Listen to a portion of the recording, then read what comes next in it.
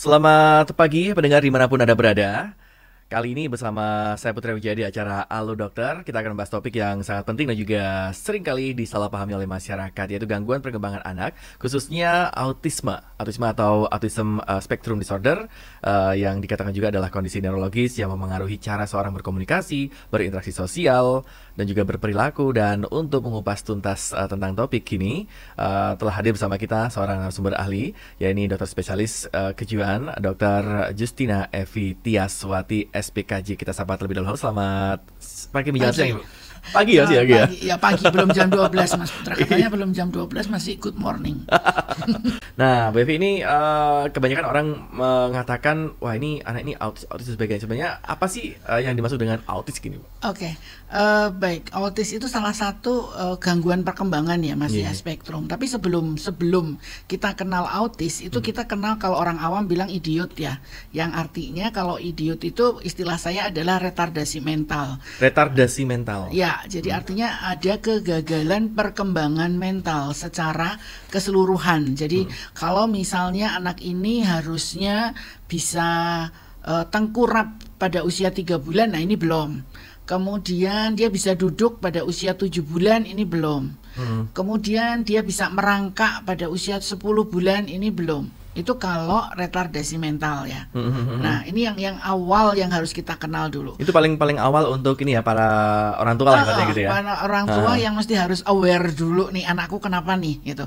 Jadi jangan tunggu sampai anaknya nggak bisa bicara gitu. Tapi mulai dari anak kita lahir, yuk kita sama-sama perhatian, sama-sama kita menstimulus, sama-sama kita melatih anak kita supaya kita tahu, oh kok ternyata dia nggak bisa ya. Oh aku harus gimana ya, seperti itu. Itu kalau retardasi mental ya.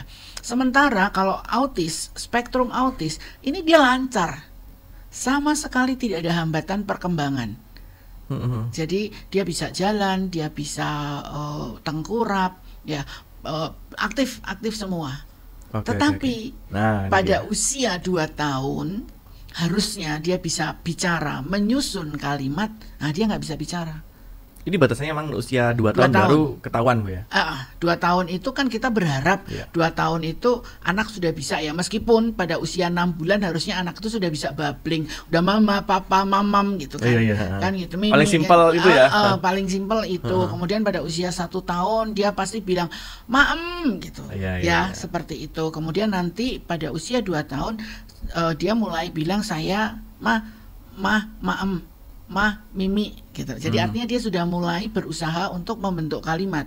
Ada juga kalau yang memang dia verbalnya lebih lancar, umur 2 tahun dia udah cerita, aku tadi itu ketemu ini loh mah, nanti aku seneng banget aku. Nah itu usia 2 tahun ya. Normalnya seperti itu. Normalnya seperti itu. Nah kalau putra putri jenengan itu 2 tahun dia sukanya diem, diajak bicara nggak nyaut, artinya dan lagian juga karena dia sosialisasinya kurang, maka dia nggak kangen sama mama sama papahnya. Ya cuek aja. Cuek. Dia betul-betul cuek. Mama mau pergi ya, udah ya berangkat ya. Tapi dia hanya nyautnya cuma gitu aja dengan kayak tatapan aja, nggak keluar suara juga kan gitu, atau malah dia tetap asik gitu ya. Tetap asik dan kebanyakan juga asik dengan gadget dan TV-nya. Nah ini autisme jenis baru nih, Bu. Betul, itu dia. Itu juga saran buat saya. Kalau bisa, mohon maaf, memang anak itu kalau dikasih gadget anteng. Tapi setelahnya terus nanti dia nggak bisa ngomong gitu. Karena kenapa dia nggak bisa ngomong kalau dia ngikutin TV atau gadget, itu kecepatannya udah nggak nyambung gitu loh. Lebih bagus diajak ini ya, diajak bicara ini ya. Dan itu orang tua memang ya. Betul. Siapa lagi ya? Betul. Jadi artinya orang tua itu tugasnya nyari duit, betul. Cuman kan sampai jam 4 aja sore deh. Ya. Setelah itu yuk coba kontak dengan anaknya. Ajar dia menyanyi. Kalau zaman dulu ngajak diceritain dongeng. Itu juga salah satu merangsang untuk dia mendengar dengan suku kata yang pendek, nggak cepet.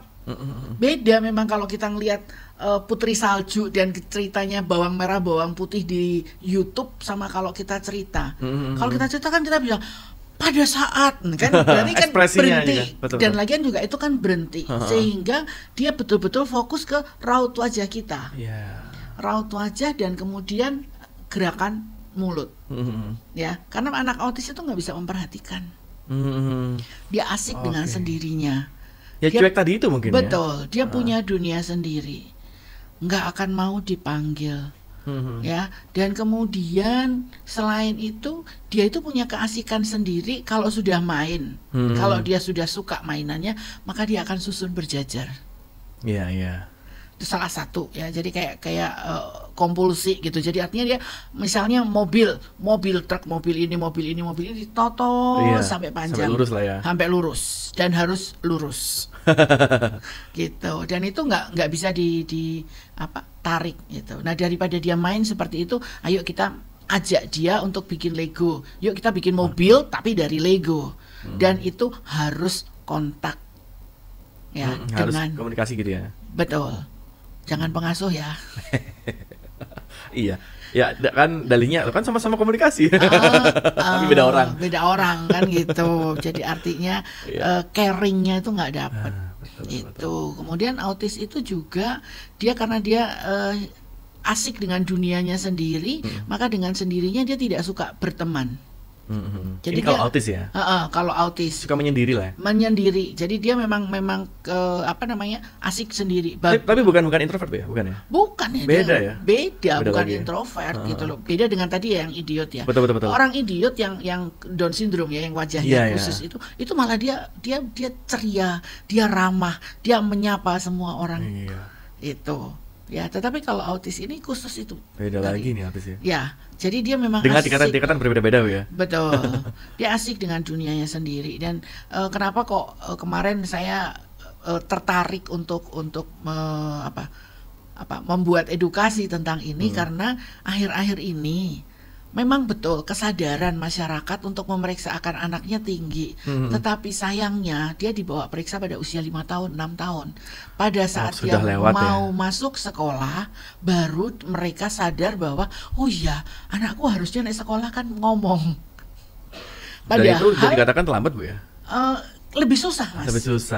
Lebih susah. Ya, padahal kalau misalnya dia pada usia 2 tahun, oke, saya kalau usia 2 tahun kita nggak langsung ya, langsung misalnya mendiagnosa autis itu kan berat. Kita mungkin awal dengan gangguan perkembangan bicara dulu.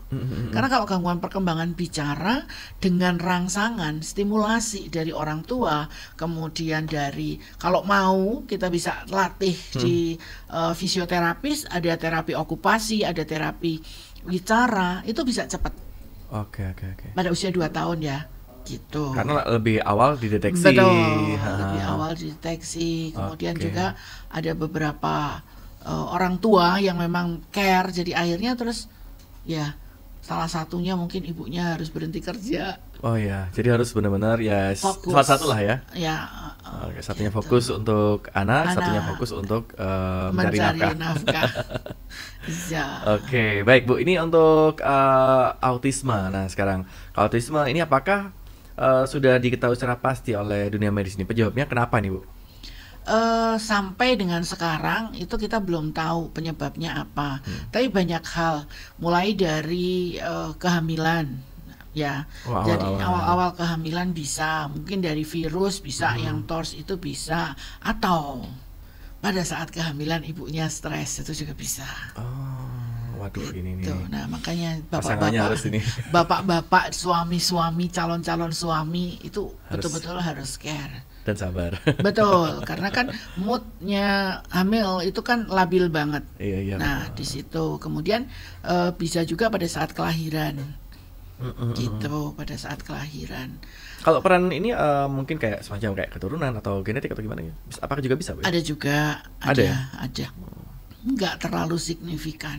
Cuma lebih kepada ini ya, ketika masa kehamilan itu yang ternyata. Betul. Wow, ya. Gitu. Jadi dulu awal-awal dikatakan bahwa anak autis itu karena kebanyakan magnesium dan itu logam berat. gitu kan. Iya, iya. Nah, waktu dulu itu zaman awal-awal. Nah, itu dikatakan karena ibunya terlalu banyak makan ikan laut misalnya seperti itu. Karena ikan laut mengandung merkuri kan. Jadi artinya, tapi ternyata setelah zaman berkembang itu tidak bisa terbukti gitu.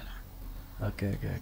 Dan memang sebetulnya ikan laut itu malah Bagus. sumber gitu. Oke, ya itu hanya Gitu. sekedar mitos yang kita masih belum kita secara pasti kalau Betul. belum dicek saat teliti. Ya, gitu. Oke, nah kalau retardasi mental Mental. ini Bu, nah ini kan tadi kan ada perbedaan di antara Iya, itu ya. Kalau iya. retardasi mental ini kan sudah mulai nampak sebelum usia 2 tahun. Ya. Nah ini mungkin bisa dijelaskan kembali Bu, ini seperti apakah gejalanya, kemudian apa harus kita lakukan ya bagi orang tua barangkali mendengar acara ini. Ya, sama sebetulnya. Idiot itu bukan berarti kalau udah Bu, anaknya emang gagal perkembangannya, nggak usah diapa-apain, jangan percaya ya. Karena kita mesti harus mencari sisi positif dari si anak ini untuk kita kembangkan. Iya. Oke, dia terlambat dari perkembangan yang normal. Jadi contohnya adalah usia kalendernya 7 tahun, Iya. tapi usia mentalnya 5 tahun. Tapi kan tetap toh, Iya. dengan usia dia 7 tahun, dengan usia mental 5 tahun, kan kita bisa naikkan nih usia mentalnya. Mungkin nantinya bisa sampai mepet lah. Tidak beda jauh dengan normal. Artinya, anak retardasi mental itu ada yang ringan, sedang, dan berat. Oh sama seperti autis ya? Ya, Oke. kalau yang berat mungkin ya sudah. Kita tidak bisa merangsang segala macam ya. Dia masuknya ke sekolah luar biasa. Tapi di sekolah luar biasa pun sekarang kalau kita lihat di Patrang itu yang sekolah luar biasa bisa sampai SMA loh. Iya. Ya, Ya, jadi- sering kita lihat itu. Betul. Jadi artinya di situ juga diarahkan untuk SMK-nya ya. Jadi artinya ada tata busana, ada kan bisa, artinya bisa. Ya memang kalau misalnya anak kita sudah jelas retardasi mental ya kita turunkan target lah. Dia nggak mungkin jadi sarjana kan gitu. Ya, orang tua harus memahami itu, Bu ya. Betul, harus memahami. Iya. Tapi dia bisa jadi chef yang hebat. Iya. Gitu. Jadi jangan kemudian wah anakku nggak bisa ngapa-ngapain. Ayo kita cari apa yang hebat di dia. Musik. Oh iya. Gitu. Itu bisa sekali. Dan Tuhan pun juga nggak ngasih secara gelondongan seperti itu. Pasti ada sisi lainnya yang kita bisa kita cari cari. sisi positifnya dan apa kesukaannya, dan itu kita kembangkan, itu kita dampingi sehingga anak ini berharga. Artinya dia punya harga diri, dia merasa percaya diri, dia tidak malu untuk tampil. Itu yang harus kita kembangkan, dan kemudian jadi kita jadi orang tua itu bangga juga gitu. Musik seperti ini, tapi luar biasa. Dan kalau mungkin Betul. sekarang kita lihat ini di medsos, kan banyak sekali Bu ya, orang-orang yang mempunyai anak yang seperti ini, dan mereka pun juga sebetulnya berjuang banget seperti apa. Betul, Kita bisa lihat dan betul. juga ini bisa menjadi contoh bahwa mereka pun juga ya kesabaran luar biasa teman-teman. Kesabaran ya pastilah, pasti, dan tidak patah putus-putusnya untuk Iya. menstimulasi, merangsang Iya. dan memilih apa yang disukai oleh si anak. Begitu. Oke, apakah ada semacam tes khusus itu Bu, untuk bisa mendeteksi anak-anak ini ya mungkin bisa Ada. retardasi mental atau mungkin autis gitu? Ada Itu harus psikotes. di Psikologi. psikologi Ya, ya? ha-ha. Oh, oke. Itu ada tes, dan kemudian sebetulnya di Subandi sudah ada, tetapi tes psikologi yang di luar para psikolog itu juga bisa. Oke. Kemudian juga banyak sekali sekolah-sekolah dengan untuk anak-anak berkebutuhan khusus. Ya, jadi ini namanya anak ABK atau anak berkebutuhan khusus gitu. Oke, atau juga sekolah-sekolah yang inklusi kayak gitu ya? Ya, tapi kalau sekolah inklusi itu kan Terbatas mungkin ke ya? arah SD ya. Iya. Jadi artinya dia sudah ya wes sekolah, kurikulumnya kurikulum pemerintah itu ya. Tetapi kalau yang sekolah-sekolah yang Yang khusus ABK, lah ya. anak ABK ini dia mulai bisa disekolahkan pada usia 2 tahun. Sehingga para guru ini tahu mana yang harus dititik beratkan. Gitu.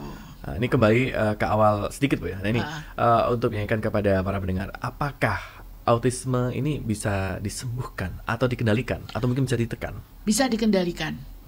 Bisa dikendalikan. Jadi artinya ada beberapa yang ya kalau misalnya dia memang suka tantrum, kemudian dia dalam hal ini berperilaku negatif, maka kita bisa berikan obat-obatan. Oh, obat. Obat. Untuk menenangkan dia. Betul, untuk menstabilkan stabilkan ya. emosinya. Ya. Menstabilkan. Jadi kalau menenangkan kan nanti dia tidur. Nah, ini enggak. Artinya dia bisa stabil, dia bisa berinteraksi dengan orang. Oh, tidak ya, malah lebih stabil. Betul, dia bisa berinteraksi dengan orang. Itu. Banyak yang apa artinya dia sudah bisa berinteraksi dan mulai mudah memahami komunikasinya dengan orang lain. Oke. Nah, sejauh ini kalau yang pernah Ibu alami di Jember, udah berapa lama ini Ibu di rumah RSUD? Berapa puluh tahun? Saya 23 tahun. 23 tahun. Ya. Ini apa saja yang pernah Ibu temui kasus-kasus yang seperti ini? Tapi ini sangat istimewa, barangkali apa ya, mungkin kurang perhatian orang tua dan sebagainya, kayak gitu. Akhirnya anak ini harus gimana gitu? Apakah pernah ada? Kalau zaman awal-awal saya di Subandi mungkin nggak terlalu banyak ya, tetapi akhir-akhir ini tuh menjadi meningkat. Akhir-akhir ini, Bu? Iya, meningkat. Apa, mungkin mereka menjadi lebih tahu ya. Jadi bukan berarti ya udah dibiarin aja, tapi mereka menjadi lebih tahu bahwa sebetulnya anakku bisa, misalnya begitu. Jadi mungkin juga perkembangan media sosial, bisa di YouTube, bisa di mana-mana, kan banyak sekali contohnya. Jadi banyak hal yang bisa dilakukan, mulai dari psikotes, kemudian setelah psikotes kita bisa melakukan terapi wicara, setelah terapi wicara kita bisa melakukan terapi okupasi, ya. Kemudian setelah terapi okupasi dan kemudian ternyata perjalanannya lambat, maka kita bisa berikan obat. Gitu. Iya. Jadi artinya seperti itu. Oke, baik itu ya pendengar, untuk Anda yang barangkali menjumpai hal semacam ini, mungkin bisa terjadi di keluarga Anda, setidaknya Anda juga bisa antisipasi ya, apalagi untuk para pasangan-pasangan muda gitu ya. Betul. Yang istrinya sedang hamil. Nah, ini dia. Ini adalah waktu yang sangat tepat sekali untuk kita bisa menstabilkan pasangan seperti itu. Agar nanti ketika udah keluar, wah ini aman gitu ya. Ternyata gak hanya makan bergizi aja, tapi juga kesehatan mental dari istri ini pun juga perlu. Betul. Ini. Ya, Waduh. ya bukan cuma istri aja sih ya. Kalau Ya suaminya juga nggak stabil sama kan juga aja. sama aja kan gitu. Artinya suaminya stabil, istrinya stabil kan harusnya seperti itu. Gitu. Ya seimbang lah ya. Betul. Oke, kita masih di acara Ala Dokter, pendengar dimanapun Anda berada, dan ini Bu, untuk meyakinkan kembali. Jadi memang benar-benar anak autis ini, apalagi yang untuk anak-anak ya, khususnya untuk Anda semua pendengar yang lagi ada di rumah, ini untuk meyakinkan ini bisa sekolah Bu ya. Bisa. Anak autis ya. Bisa. Jadi jangan sampai dikucilkan dan sebagainya. Betul. Bisa. Dan kemudian autis itu kan ringan sedang berat. Ya betul. Kalau autis yang ringan itu nanti kalau dia bicara, maka dia bicaranya itu memang beda. Jadi artinya karena dia memang perkembangan bicaranya memang terlambat, maka dia menjadi beda. Tetapi kalau jenengan pernah nonton film apa itu, yang anak autis, dikatakan anak autis tapi dia bisa menebak angka. Iya. Nah, itu. Jadi anak autis itu punya keistimewaan. Ada yang sukanya menghafal. Jadi artinya kalau dia jalan, dia pergi sama keluarga, nih si ayah nggak perlu pakai Google Map, navigatornya dia. Habis ini desa ini Pak, habis ini desa ini, nanti belok kiri jangan belok kanan. Sampai bapaknya tuh kalau mau nanya, nih kita nanti kira-kira enaknya nginep di mana Mas? Bentar Pak, nanti sebentar lagi ada. Karena dengan gaya bicara kayak gitu ya. Betul. Karena kerjaannya dia adalah mempelajari peta. Setiap hari bacaannya dia itu mulai dari usia 5 tahun itu ensiklopedi dan peta. Dan ternyata lebih pintar daripada kita ya. Hebat. Betul, karena hafalannya kuat. Oke. Wah, ini semakin menarik juga nih. Ini hal-hal yang memang nggak banyak orang menyadari nih Bu. Karena apa ya? Ya tahunya seperti yang Ibu bilang gitu ya. Anakku masih belum bisa ngomong, nggak apa, bapaknya dulu juga ngomongnya umur berapa tahun sebagainya, dan tanpa disadari akhirnya terlambat gitu ya. Betul. Itu yang juga sering Ibu hadapi gitu ya, sering ya? Ya betul. Dan sekarang ini ya saya mohon maaf nih sama BPJS. Soalnya gini Mas, kalau misalnya BPJS itu bisa mengcover nih yang namanya terapi wicara dan terapi okupasi hanya sampai usia 7 tahun. Padahal kalau menurut keilmuan sampai berapa tahun, Bu? Ya sampai dia iso ngomong. Oh, Sampai gitu. akhirnya dia bisa sosialisasi kan Iya, gitu. iya, iya. Itu ya memang orang-orang yang datang ke rumah sakit itu bukan hanya melulu di situ. Mereka juga ada yang masuk ke apa sekolah-sekolah ABK yang dikerjakan oleh para psikolog klinis yang memang anak ya. Jadi artinya mereka ke arah tumbuh kembang anak itu banyak, Mas. Kan kasihan itu. Jadi kalau misalnya memang lebih baik konsultasi dulu. Kalau misalnya anak usia 2 tahun, terus dokternya bilang, oh nggak apa-apa Bu, dirangsang begini, oke, berarti kan nggak apa-apa. Tapi biasanya sih kalau saya, nanti tebak, Ibu lakukan ini dulu, 1, 2, 3, 4, nanti 6 bulan lagi ya ketemu saya lagi. Supaya saya bisa evaluasi gitu ya. Dan mohon maaf, kalau seperti itu, konsulnya adalah ke dokter rehab medis atau ke dokter psikiater. Oh, oke. Karena dokter spesialis anak ngurusin penyakit infeksi, Mas. Iya, iya, iya, iya. Jadi Oke. artinya beliau sibuk di situ. Ya saya paham sehingga mereka juga pasti 2 tahun Bu nggak apa-apa, tenang aja gitu. Ya, keilmuannya beda gitu, Bu. Betul, ya. Jadi artinya kalau misalnya memang seperti itu, yuk ayo kita rangsang gitu. Oke, oke, oke, oke. Nah, ini diantaranya tadi turunnya banyak juga ya ternyata ya. Tadi kita juga membahas tentang retardasi mental dan ini tadi disinggung juga oleh Bu Dokter tentang disleksia. Nah, ini seperti apa nih Bu, bisa diceritakan, Bu? Itu gangguan perkembangan belajar ya. Jadi kalau tadi kan kita udah lewat nih autis, kemudian retardasi mental itu sudah jelas-jelas masuk sekolah juga terlambat kan, Iya. karena dia ada gangguan perkembangan bicara. Nah kalau ini sih aman-aman aja gitu, tapi begitu masuk kelas 1 SD dia nggak mau nulis. Ah, oke. Kelas 1 aja nggak mau nulis. Nggak mau nulis, jadi artinya dia baca juga nggak mau kan gitu. Oke, oke, oke. Kayak kadang-kadang ada yang bisa baca tapi terbatas karena kan memang dia pada prinsipnya disleksia itu gangguan membaca dan menulis. Itu ini sebetulnya adalah gangguan perkembangan yang harusnya itu mudah diatasi. Cuman memang butuh kesabaran ya, dari guru yang pertama, kemudian dari orang tua. Orang tua itu seringkali datang, saya sudah leskan Bu, saya sudah privat, saya sudah titip ke gurunya. Tapi ya itu kalau dia diberitahu, kalau di rumah ingat, tapi begitu sampai di sekolahan dia nggak mau ngelakuin. Gitu ya. Oke. Jadi saya minta kesabaran guru karena pada anak disleksia itu gurunya juga harus mengeja satu persatu. Pada prinsipnya anak disleksia itu dia bingung antara kanan dan kiri. Oh, nggak bisa bedain? Apa semacam itu? Iya, ya. Jadi artinya tidak dilatih sama orang tuanya. Jadi kembali lagi, tugasnya orang tua itu berat. Jadi artinya tidak ada tangan baik dan tangan jelek. Ya, jadi itu pendidikan yang jangan dilakukan. Yang ada adalah tangan kanan dan tangan kiri. Kalau tangan baik, tangan kanan, kemudian tangan buruk, tangan kiri itu nggak boleh. Iya. Yang ada adalah tangan kanan dan tangan kiri. Kasihan kidal ntar ya.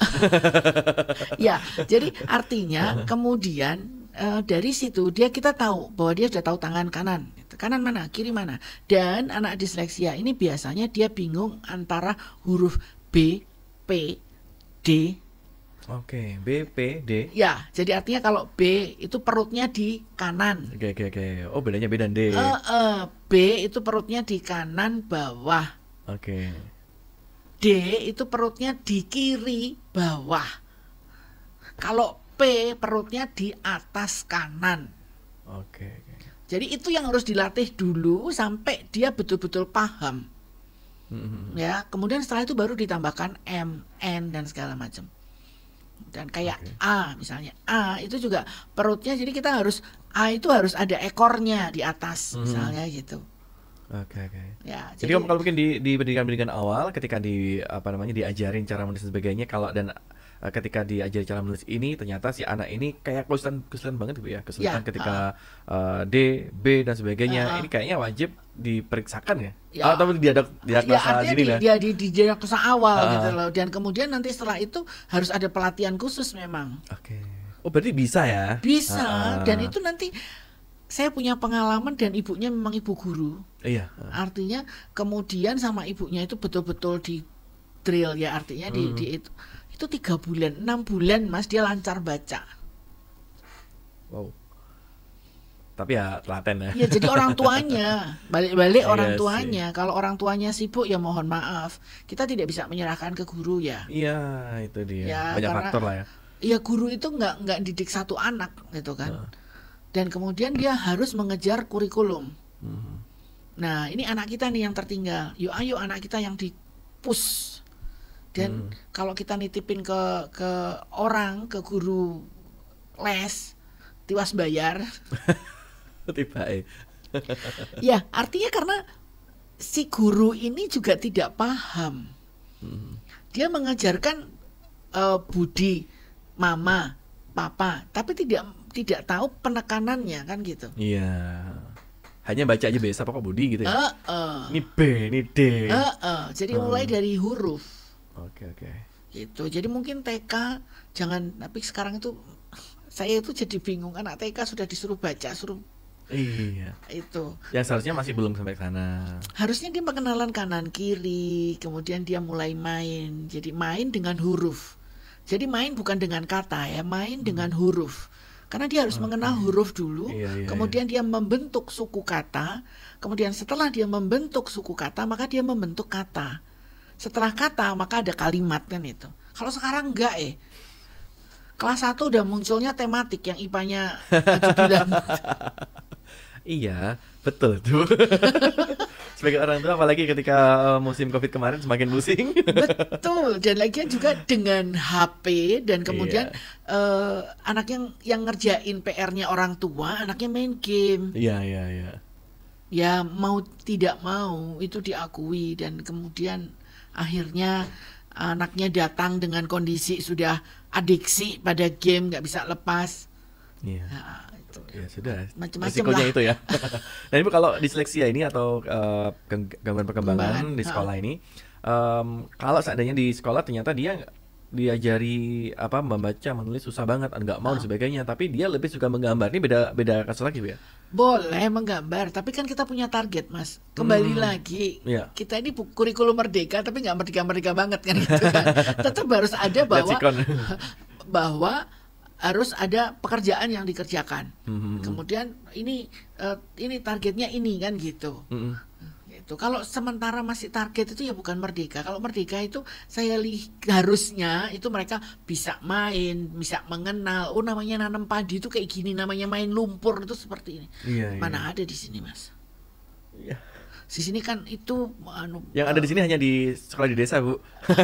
Otomatis tanpa diajari udah Pak main Tani lumpur. membajak di sawah itu kan. Itu. Oke, prakteknya nggak tahu seperti apa, Betul. bacanya seperti apa. Sehingga ya jadinya mereka menjadi harus mengenal, dan kembali lagi kalau pengen tahu ngelihat di YouTube. Gurunya YouTube sekarang ya. Ya. Mbak Google man. Oke, nah ini kalau sebenarnya kalau kita tarik garis kesimpulan semuanya Bu, ini untuk semua hal yang terjadi di anak ini sebenarnya tantangan terbesar yang dihadapi oleh orang tua ini apa Bu untuk menghadapi anak-anak yang semacam ini Bu, yang Jadi- autis kemudian yang gangguan ini juga. Ya, jadi artinya kalau menurut saya sih kita itu menikah. Kayak menikah, target kita punya anak kan? Iya. Pengennya kita punya anak. Nggak tahu kalau sudah sekarang zamannya child free, ya udah nggak tahu ya. Tapi kalau kita punya anak, maka risikonya mulai dari pembuatan itu kita sudah punya planning, sudah punya rencana bahwa nanti saya harus begini, anak saya harus begini, seperti itu. Jadi dengan tidak aku lagi, tetapi kamu dan dia. Ya, kalau menikah itu bukan aku lagi loh ya Mas, aku dan dia kan gitu kan. Kamu, jadi artinya kamu itu istri, dia itu anak, gitu. Dan fokus kita di situ. Bagaimana caranya membahagiakan mereka berdua, mereka berempat. Nah itu. Dan itu memang masing-masing tingkat perkembangan mental itu setiap kali pasti berubah. Masa anak 0 sampai 5 tahun. Kemudian nanti setelah itu 5 sampai 10 tahun. Kemudian setelah itu pra-remaja 10 sampai dengan 15 tahun. Ini di sini sex education loh ya. Iya, betul. Nah, kemudian nanti remaja, dewasa muda, dewasa. Fasenya banyak sekali. Ya, karena kalau kita gagal di masa perkembangan, maka dengan sendirinya ketertinggalan kita akan menjadi berkepanjangan. Oke, tantangannya lebih kepada bagaimana cara berkomunikasi antara satu sama lain. Ya, antara dua orang. Dua orang ini. Kemudian juga kalau anaknya sudah bisa diajak bicara, maka aturan itu sudah harus berdiri. Kapan kita memberi aturan pada anak? Usia 2 tahun. 2 tahun tuh anak udah mulai ngerti, udah bisa tantrum. Udah kalau lewat ini minimarket udah tahu ya di mana nih harus berhenti ini ya. Dan bukan semua yang dia mau itu harus. Iya. Karena kalau dia juga tahu dong kalau mama sama papanya juga cari duit. Dan tidak setiap kali itu ada. Iya, itu dia. Jadi ya oke, tahan ya, tunggu ya. Pola-pola asuh yang seperti itu. Oke. Nah, ini kita pengen bahas lebih panjang sekali, tapi karena waktunya sangat terbatas sekali. Ini sangat menarik ini karena memang bagi saya pribadi untuk yang ini ya. Mas Putra yang belajar ya. Iya, ini belajar juga dan juga ini yang ngoperatnya juga belajar, kita juga belajar. Ya sebenarnya juga sama Bu. Punya anak 2 kecil-kecil semua nih, wah kayaknya perlu banget ini kita dari awal sudah tahu, bahkan ketika pasangan hamil dan sebagainya pun harus benar-benar kita awasi dengan baik. Diri kita juga harus ini juga ya, seperti itu. Kita juga harus aman. Betul sekali. Nah, ini ada pesan Bu nih bagi dari Bu Dokter kepada para orang tua yang barangkali saat ini sedang mendampingi putra-putrinya sedang mengidap autis dan atau mungkin referensi mental. Khusus ya. Oke, baik. Anak itu adalah anugerah dan dia pasti istimewa. Jadi Bapak Ibu pun adalah orang yang istimewa. Jadi itu kayaknya semangat untuk kita menjadi istimewa dan selalu diberkati Tuhan. Baik, terima kasih banyak Ya, Ibu sama-sama. Ibu Dokter yang sudah mendampingi kita, Ibu Dokter Justina Evi Tiaswati SPKJ dari Ikatan Dokter Indonesia yang sudah membahas tentang gangguan perkembangan anak autism. Terima kasih banyak Ibu.